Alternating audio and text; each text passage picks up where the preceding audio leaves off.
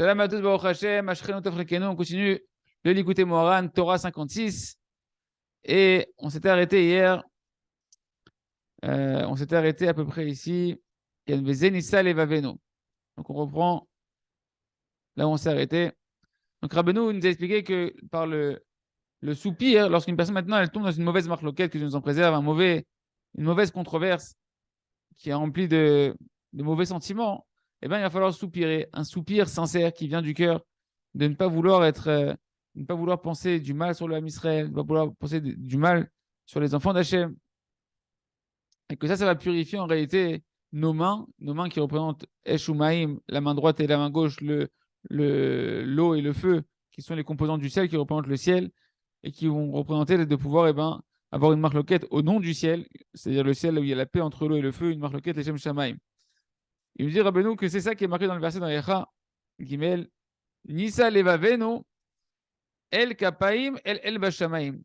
Élevons nos cœurs, Ken, el kapaim, vers nos mains, vers les cieux.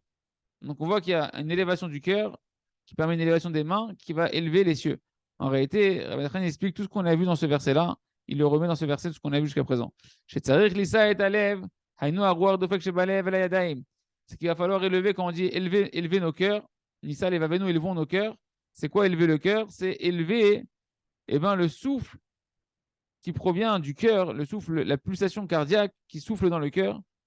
Ça, c'est quand on va faire un soupir, quand on va soupirer avec un sentiment de sincérité, de vouloir être dans l'amour du prochain et non pas dans la controverse qui est basse.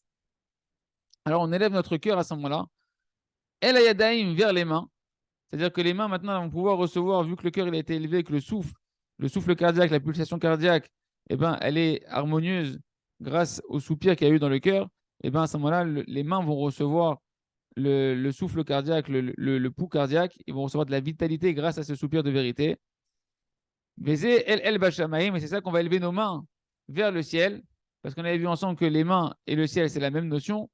Et donc, imiser nisdaker hashamaim, parce que le fait que maintenant les mains reçoivent le souffle du cœur qui est purifié par le soupir qu'il y a eu, à ce moment-là, les mains qui représentent le ciel vont purifier le ciel. C'est d'accord quand on dit qu'elles vont purifier le ciel, c'est qu'elles vont la marque loquette qui est dans l'homme, dans laquelle il se trouve, elle va se purifier, elle va être les Shem Shamaim. Vézé bechinat, qui est ça, El Shamaim, il a dit, et c'est ça le sens du verset, il dit Rabbi Nachman dans Dvarim la Medbet, car je vais élever vers le ciel ma main. C'est quoi quand je vais élever vers le ciel ma main? C'est la même chose. Il va falloir élever la dimension des mains pour qu'elle soit dans la dimension du ciel, c'est-à-dire dans la marloquette, les Shem Shamaim. Et ça dépend de la conscience d'Hachem qu'on va avoir, combien on sait que tout c'est Akadosh Baruch Hu et les paroles que moi je suis en train de dire et les paroles que celui qui est en face de moi est en train de dire sont des paroles du Dieu vivant. Donc chez Mezaker et Ayadaim, Bechinat Shamaim, Alede Anacha, et lorsque maintenant on va purifier les mains, qui sont la dimension du ciel, par un soupir de sincérité. Que grâce à ça, on est en train d'élever en réalité le souffle qui est dans le cœur vers les mains, et grâce aux mains qui sont maintenant vitalisées par un bon souffle, on purifie les mains et le ciel. On est dans une marloquette qui est véritablement pour la gloire de Kadosh Baruch Hu, qui kol diburim mekablin min hashamaim ki sham kol diburim. Et là, Rabbi Nachman dit pourquoi quand le ciel il se purifie, on est dans une marloquette les Shem Shamaim. Il dit parce que toutes les paroles spirituelles qu'un homme il va dire de Torah, de service d'Hachem, etc., qui sont les composants d'une marloquette. Dans une marloquette, c'est des paroles de Torah qui sont dites par un avis et un autre avis qui n'est pas d'accord. Toutes ces paroles-là spirituelles, d'où on les reçoit, d'où elles proviennent, du ciel.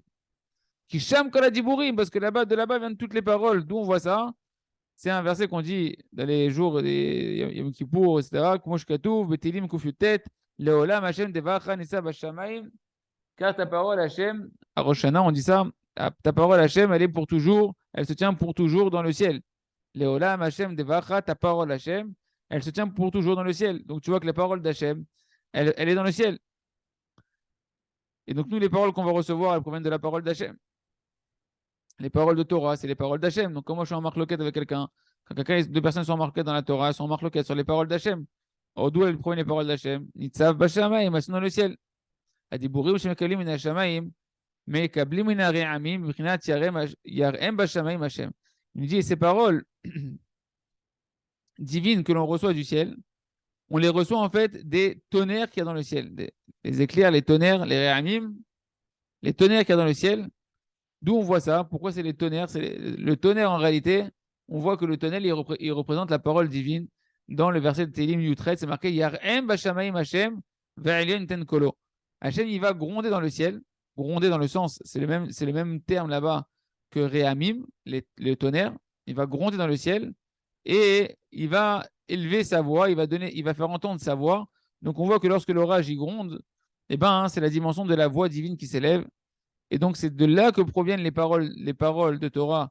Elles proviennent on va dire du tonnerre au niveau spirituel, bien sûr, dans le ciel, qui va faire entendre la voix d'Hachem, qui est la composante de la parole d'Hachem, qui est la Torah. Et donc quand nous, on va parler de paroles de Marc Loquet sur des paroles de Torah, qu'on va être en Marc Loquet, on est en train d'attirer sur nous des paroles qui proviennent du ciel, qui sont la parole d'Hachem, qui elle-même provient de la voix d'Hachem lorsqu'il y a les tonnerres dans le ciel. Il nous dit, c'est la même dimension qui est marquée dans Iyov, où là-bas c'est marqué dans ce verset, chapitre 37, Hachem il va faire retentir sa voix, il va faire avec le tonnerre, el bekolo niflaot. Par la voix qui sort des tonnerres, Hachem va faire des merveilles, des prodiges. Or, le mot merveille il va être important parce qu'une merveille, c'est quelque chose qui est au-delà de la nature, au-delà de l'entendement humain. Et donc, c'est pour ça qu'on ne pourra pas comprendre pourquoi une marloquette, des fois, on voit deux personnes qui sont opposées et que l'une et l'autre sont les paroles d'Hachem. C'est quelque chose qui est surnaturel, qui est niflaot, qui sont des plaïm, qui sont au-delà de l'entendement humain. Donc, tu vois que les paroles de Torah, on les reçoit des mains, puisque les mains sont sur la même dimension que le ciel. On avait dit main droite, l'eau, et main gauche, le feu, qui sont les deux composantes du ciel. Or, et c'est du ciel que viennent toutes les paroles de Torah, les paroles d'Hachem. Donc, les mains qui sont la dimension du ciel sont, elles, la source des paroles de Torah qui vont composer une marloquette entre deux avis dans la Torah. Veikar Kabbalah, al-yedei bechinat re'amim, היינו בחינת רוח הדופק שנתקן על ידי הנחה, שידו נתנסין על ידי נשמים כי הרוח הדופק שהולך ומנפץ הכל ועיקר בידיים זה בחינת רעמים, בחינת ירם בשמיים, השם כנ"ל. Il dit, et l'essentiel de la réception en fait de ces paroles-là qui proviennent du ciel, qui proviennent de ces tonnerres, היינו בחינת הרוח הדופק, c'est la dimension du souffle qui va battre dans les mains, du souffle cardiaque qui va battre dans les mains.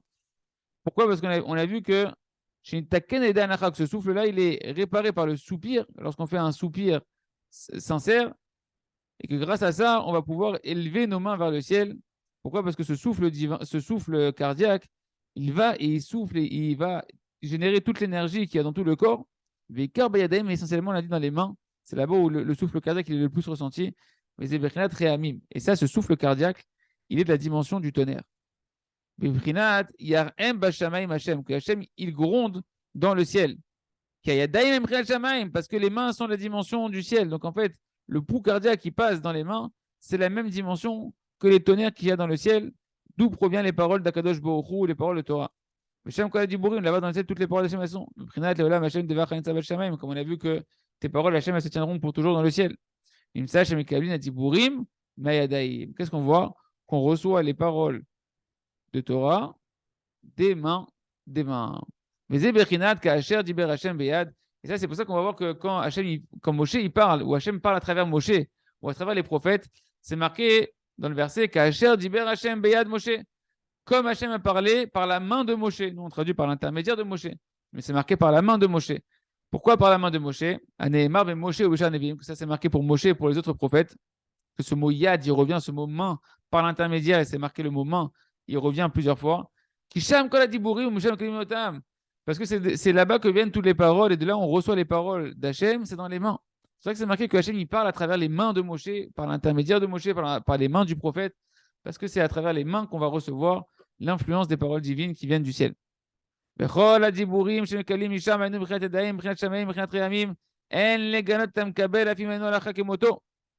Il dit, et toutes ces paroles-là que l'on va recevoir du ciel à travers les mains, Ken, qui sont la dimension du tonnerre, qui sont tous en fait des paroles d'Hachem, des paroles du Dieu vivant. Chacun il va recevoir des paroles du Dieu vivant. En les ganot tamkabel, tu ne dois pas maintenant mépriser celui qui a reçu ces paroles-là. Même si la halakha et que la loi n'est pas tranchée comme lui, tu ne dois pas le mépriser. Pourquoi? Mais achar shu kiblam minashamaim valken behemet elu velu divrei Elokim chaim. Parce que du fait qu'il les a reçus du ciel, il les a reçus d'Akadosh Baruch Hu, alors les paroles qu'il est en train de dire de Torah, ce sont véritablement des paroles du Dieu vivant. Uma she'en halakha kmoto, ze yefshar lanu lehavinu lasig. Il dit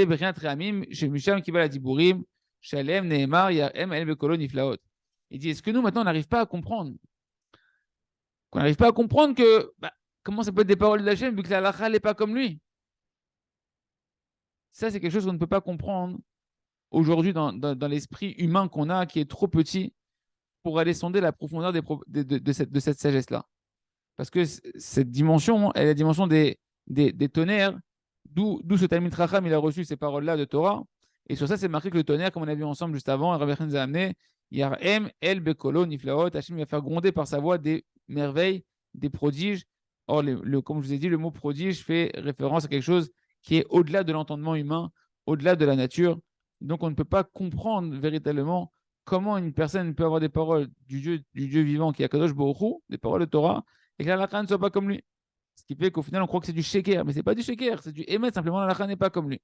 Ce n'est pas du mensonge, c'est des paroles de vérité, même si la halakha n'est pas tranchée comme lui.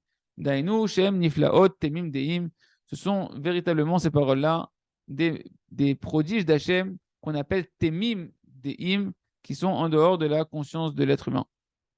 Parce que chaque Kadosh Baruch Hu, il peut y avoir deux choses qui sont opposées, il peut y avoir plusieurs avis, même ils nous paraissent opposés. Et malgré tout, Temim, Deim, ces avis-là, ils sont Temim. C'est quoi Temim? Temim, c'est qu'ils sont parfaits.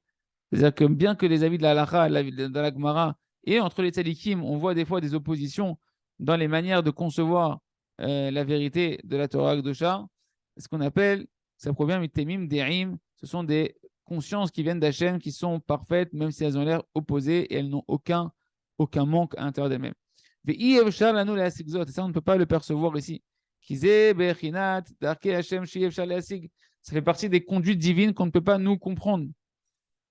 Et cette dimension-là, c'est les mêmes questions qu'on peut avoir sur quand tu vois un tzaddik que ça va bien pour lui dans sa vie, et un tzaddik que tu vois qu'il lui arrive des malheurs a priori dans sa vie, ou bien que tu vois un racha vetovlo, racha veralo, tu vois un fauteur qu'il a l'air d'avoir une bonne vie, ou un fauteur que tu vois qu'il lui arrive des mauvaises choses, alors tu ne comprends pas comment ça fonctionne, c'est complètement opposé. La réponse parfaite à cette question-là, on ne peut pas l'avoir dans ce monde-là. C'est quelque chose qui dépasse l'entendement humain.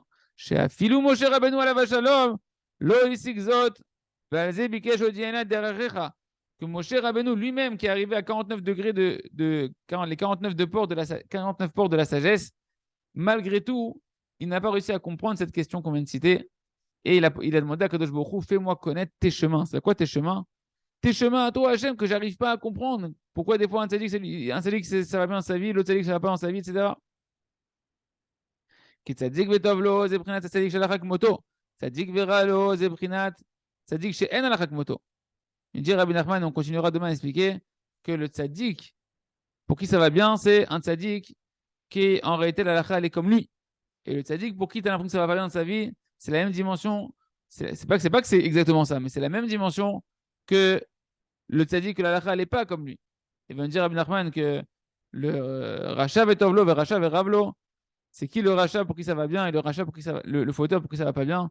Le fauteur pour qui ça va bien, c'est celui qui est proche du tzaddik, que l'halakha est comme lui. Et le fauteur pour qui ça va pas, c'est celui qui est proche du tzaddik, que l'halakha n'est pas comme lui. On continuera à approfondir cette notion de Mount Hashem, Yiratson, que Kadosh Baruch Hu nous aide à accomplir ce qu'on étudie, à soupirer avec sincérité lorsqu'on voit qu'on tombe dans des mauvaises marloquettes et que Kadosh Baruch Hu nous aide à élever nos mains vers le ciel, c'est-à-dire de pouvoir être toujours dans une marloquette, les Shem Shamaim, pour la gloire d'Hachem, en ayant conscience que Elou Velou divrei Elokim chaim, et les paroles que l'on peut dire et que les autres peuvent dire sont des paroles qui viennent du Dieu vivant d'Akadosh Baruch Hu, même si ça nous dépasse. Qu'on soit en shalom, tout l'âme Israël, Chazak, Venit Chazek.